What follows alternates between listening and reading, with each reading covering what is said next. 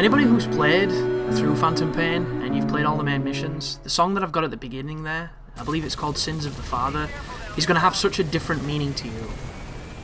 I know it does to me, and the scene where that really shines is probably my favourite scene in the game, because I was surprised at just how emotional it made me.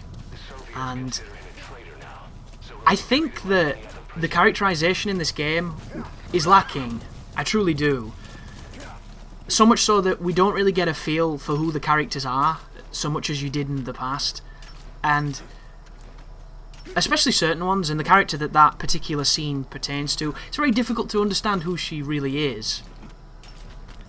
Which is a shame. You know, you don't have the codec to have these endless conversations about pointless Godzilla movies and all that other stuff you used to be able to do. But even so, I'd spent 50 hours with that person as my buddy. So over the time, you know, it was surprising to see just how attached you got to the characters. So that when you do go through those story beats of their missions, when you get those side missions that pop up once your bond is high enough, it was really, really interesting to see just how much it evoked from me, and I was really surprised. And that song now has a completely different meaning, and every time I hear it I get goosebumps, because it reminds me of how I felt in that moment, which I think is a wonderfully powerful thing, and it's one of the many great achievements of this game.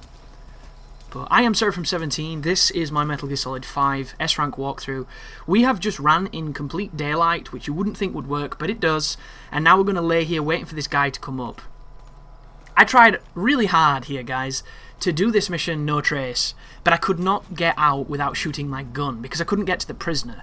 I got past the guy guarding him, but every time I picked the prisoner up, regardless of where he was, he heard it. He heard me pick the prisoner up. I tried distracting him with magazines, I tried doing all kinds of different shit, none of it worked. So I'm really going to have to come back here and try some creative stuff with some creative gadgets, because I could not get this motherfucker to leave.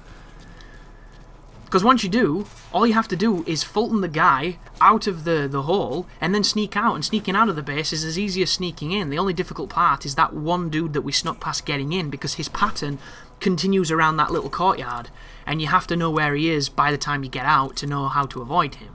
But once you do that, it would be fine. And I've got this level down, I know it really well. There's an expert version of it where you do it on extreme later on, and it's the exact same.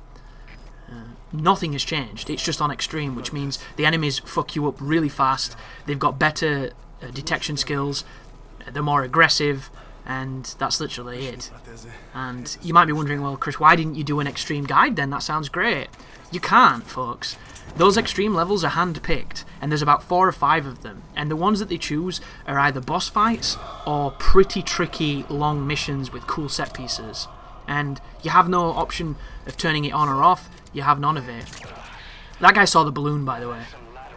So, because I've tranked one person, I might as well trank a second. And every part of my body wants to Fulton this crate, but I don't have it, so that sucks. So all you need to do now is make your way out, guys, and that is a guaranteed S-rank, as I clip on this crazy post. But, big spoiler alert here, folks, for the people who are sensitive to spoilers. There is one buddy that you will no longer be able to use once you pass their loyalty mission. And I was kind of pissed off when this happened, because it was quiet, and she was my go-to girl. And spoiler, spoiler, spoiler, spoiler, spoiler, spoiler, she leaves Mother Base. And after that you can no longer have her as a buddy, which I think is really frustrating, because as much as I miss the horse, because you can't really move fast when you have another buddy, which I think is retarded. The horse should just be the fucking horse, it shouldn't be a buddy. And aside from that tanky thing, which I really don't like, and that dog, which on my first playthrough I never used, like, I put all my chips into Quiet, and she is a force of nature. She's amazing. You give her a silenced weapon, you don't have to shoot. She'll do all of it for you. She's absolutely phenomenal.